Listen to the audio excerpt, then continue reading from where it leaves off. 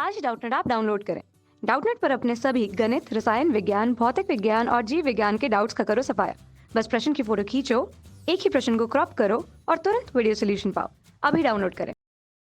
इस प्रश्न में हमें दिया कि एक धारामापी में 30 विभाजन है और इसकी संवेद्यता दे रखी है 20 माइक्रो एम्पियर प्रति विभाजन, यानी एक प्रति विभाजन में कितनी एम्पियर है उसकी, कितनी धारा है, 20 माइक्रो एम्पियर की धारा है। और इसका जो प्रतिरोध यहाँ पे गैल्वेनोमीटर का जो प्रतिरोध हमें दे रखा है वो कितना है, 25 ओम है। इससे आप 1 एम्पियर तक की धारा माप सकने योग्य एमीटर में किस प्रकार बदलेंगे, यानी इसमें से जो धारा मापनी कितनी है, इसको 1 एमीटर मापने योग्य एमीटर बनाना है, हमें 1 एम्पियर धारा मापने योग्य, सॉरी, ठीक है। तो उसके लिए क्या क्या करना पड़ेगा वो हमें यहाँ पे बताना है। और अब आगे पूछा है कि अब इस एमीटर को वोल्ट, 1 वोल्ट तक का विभवांतर पढ़ सकने योग्य वोल्ट मीटर में कैसे बदल सकते हैं, ठीक है। तो ये हमें 2 प्रश्न पूछे गए, तो इसके लिए हम देखेंगे पहले। तो इसके लिए अब धारा मापी में जो कुल धारा है वो निकाल सकते हैं कैसे, हमें कुल विभाजन कितने दे रखे हैं, 30 विभाजन, और एक विभाजन के लिए जो कितने धारा लेता है वो 20 माइक्रो एम्पियर। तो यहाँ पे धारा का मान अगर निकालना चाहेंगे तो IG बराबर क्या हो जाएगा, 30 गुणा 20 माइक्रो एम्पियर हो जाएगा।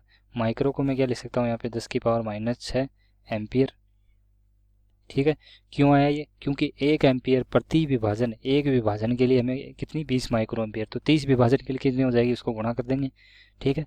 तो इसको अगर यहाँ पे अगर गुणा करते हैं तो ये हो जाएगा 6×10⁻⁴ एम्पियर हो जाएगा। यानी जो धारा है IG का मान, जो गैल्वेनोमीटर में जो धारा जाएगी वो कितनी है यहाँ पे, एक तरह से 6×10⁻⁴ है। अब हमें यहाँ पे ये क्या दे रखा है, गैल्वेनोमीटर इस तरह से है, ठीक है। और इसने बोला है कि इसके संट में इस तरह से, इसके मतलब यहाँ पे अगर इसको यहाँ ये कितनी धारा दे रखी है, 6×10⁻⁴ एम्पियर दे रखी है, लेकिन यहाँ पे जो धारा प्रवाहित हो रही है वो कितनी करवानी है, हमें 1 एम्पियर की धारा प्रवाहित करनी है। अगर 1 एम्पियर की धारा यहाँ पे प्रवाहित करनी है तो इसका मतलब क्या है, यहाँ पे ये तो कितनी धारा लेगा, मैक्सिमम, अधिकतम से अधिकतम 6×10⁻⁴ तो क्या है, इसके यहाँ पे एक प्रतिरोध जोड़ना आवश्यक है, जो प्रतिरोध हमने बोल दिया यहाँ पे संट प्रतिरोध है। तो इस संट प्रतिरोध का मान हम यहाँ पे निकालना है कि इतना संट प्रतिरोध जोड़ने के बाद में क्या होगा, एक जो एमीटर होगा हमारा वो क्या बन जाएगा, 1 एम्पियर का एमीटर बन जाएगा, ठीक है। तो इसके लिए अगर मान निकालते हैं तो यहाँ से IG का मान अगर निकालना चाहेंगे, क्या इसमें अगर गैल्वेनोमीटर में जो धारा जा रही है IG, उसका मान अगर धारा विभाजन के नियम से अगर देखेंगे तो क्या हो जाएगा, यहाँ से S/S+G गुणा क्या हो जाएगा, यहाँ से कुल धारा यहाँ पे मान लेते हैं I बराबर, जो कि कितना है, 1 एम्पियर, ठीक है। इस तरीके से अब हमें यहाँ पे निकालना क्या है, संट प्रतिरोध का मान निकालना, और IG का मान हमें यहाँ पे दिया हुआ है कितना, 6×10⁻⁴। तो इसका मान यहाँ पे मैं लिख सकता हूँ 6×10⁻⁴ बटा S/S+G का मान कितना दे रखा है, 25, और गुणा में I बराबर कितना होना चाहिए, हमारा 1 एम्पियर होना चाहिए, ठीक है। 1 एम्पियर मान होना चाहिए। और इसके लिए अगर आगे इसको हल करते हैं यहाँ पे, तो इसको मैं क्या लिख सकता हूँ, एक तरह से 0.004 लिख सकता हूँ यहाँ पे, ठीक है। और यहाँ से अगर देखेंगे तो ये मान क्या हो जाएगा, एक तरह से अगर इसको हल करते हैं तो 0.004 गुणा S प्लस क्या हो जाएगा, यहाँ से 25 बराबर क्या हो जाएगा, यहाँ से S, ठीक है। और यहाँ से अगर देखते हैं इसको, जो 25 गुणा 0.004, ये तो इसको मैंने अंदर गुणा कर दिया, और यहाँ पे अगर देखेंगे तो S माइनस क्या हो जाएगा, 0.004 S, ठीक है। अब इस तरीके से अब यहाँ पे अगर S का मान अगर हम निकाल के लाते हैं तो वो क्या होगा, एक तरह से जो S का मान आएगा हमारा यहाँ पे, यानी संट प्रतिरोध का मान आएगा वो कितना आ जाएगा, 0.15 ओम आ जाएगा, ठीक है। अब जो इसका मतलब क्या है, जो संट प्रतिरोध यहाँ पे लगाया है वो कितना हो गया है, 0.001 ओम हो गया। इसका मतलब इसके समांतर क्रम में जोड़ दिया हमने प्रतिरोध। अब इसका समांतर क्रम में प्रतिरोध जोड़ दिया तो इसका मतलब क्या है, यहाँ पे जो तुल्य प्रतिरोध आना चाहिए एक तरह से दोनों का, वो प्रतिरोध कितना होना चाहिए, एक तरह से तुल्य प्रतिरोध अगर दोनों के लिए अगर निकालना चाहेंगे तो अगर कुल प्रतिरोध यहाँ पे कितना है वो यहाँ पे देखते हैं। क्यों, ये तो हमारा क्या हो गया, पहले संट प्रतिरोध का मान पूछा था तो हमने क्या निकाल दिया, इसका निकाल दिया कि हाँ संट प्रतिरोध इतना लगाना पड़ेगा। लेकिन अब वोल्ट मीटर की बात पूछी है तो वोल्ट मीटर के लिए क्या करना पड़ेगा, हमें कुल प्रतिरोध इसका पता होना चाहिए। क्यों, क्योंकि अगर यहाँ पे अगर कुल प्रतिरोध नहीं पता होगा तो, क्योंकि हमें धारा इसमें बताया 1 एम्पियर है, तो ये इसके लिए हम देखेंगे कि पहले कि कितना वोल्ट मीटर कितना वोल्ट तक ये अभी रहा है इस कंडीशन में। तो इसके लिए पहले हमें प्रतिरोध निकालना इसका आवश्यक है। तो प्रतिरोध क्या होगा, दोनों गैलोमीटर और शंट प्रतिरोध दोनों का होगा एक तरह से। तो इसके लिए क्या है, दोनों समांतर क्रम में है, तो इसका अगर यहाँ पे तुल्य प्रतिरोध अगर निकालना चाहूँगा मैं, ठीक है। तुल्य प्रतिरोध मान लेता हूँ, इसका तुल्य प्रतिरोध क्या है, एक आर है, आर ए है, ठीक है। तो मैंने बोला कि यहाँ पे लिख दूंगा कि माना कि जी और एस दोनों क्या है, समांतर में है, माना क्या है, समांतर में है, तथा उनका उसका तुल्य प्रतिरोध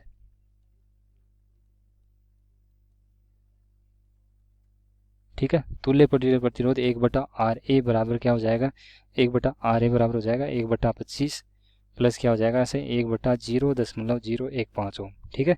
तो यहाँ से जो इसका जो प्रतिरोध का मान जो यहाँ पे निकल के आता है, यानी RA इसको अगर हल करके लाते हैं तो RA का मान जो हमारा आता है लगभग जो मान आता है वो आ जाता है यहाँ पे 0.015 ओम के बराबर आ जाता है। यानी जो छोटे वाला प्रतिरोध है उससे भी कम आता है, लेकिन हमने क्या मान लिया, इसका प्रतिरोध इतना आता है, ठीक है। समांतर क्रम में जोड़ते हैं तो प्रतिरोध क्या है, तो अगर जो छोटा प्रतिरोध है उससे आता है कम प्रतिरोध होता है, लेकिन हमने क्या मान लिया, इसका प्रतिरोध इतना हो जाता है, ठीक है। इसका मतलब क्या है, यहाँ पे एक तरह से जो गैलोमीटर था वो उसका आर प्रतिरोध कितना है, यहाँ पे आर है, यहाँ पे जो प्रतिरोध अभी अभी आर ए निकला है वो कितना है 0.15 ओम है, ठीक है। और हमें यहाँ पे क्या है, और इसमें धारा कितनी जा रही है, 1 एम्पियर की धारा जा रही है, ठीक है।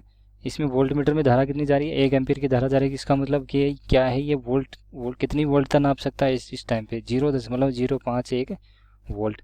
और यहाँ पे हमें पूछा है कि इसको 1 वोल्ट तक नापने के लिए, तो इसके ऊपर अगर 1 वोल्ट लगाएंगे तो क्या हो जाएगा, ये डैमेज हो जाएगा यहाँ पे।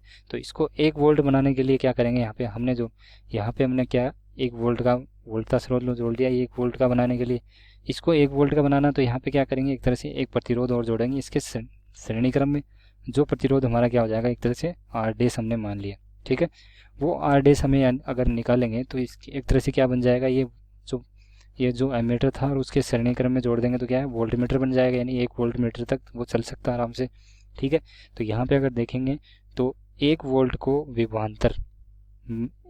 विभवांतर में बदलने के लिए मैं यहाँ लिखूँगा क्या, 1 वोल्ट विभवांतर में बदलने के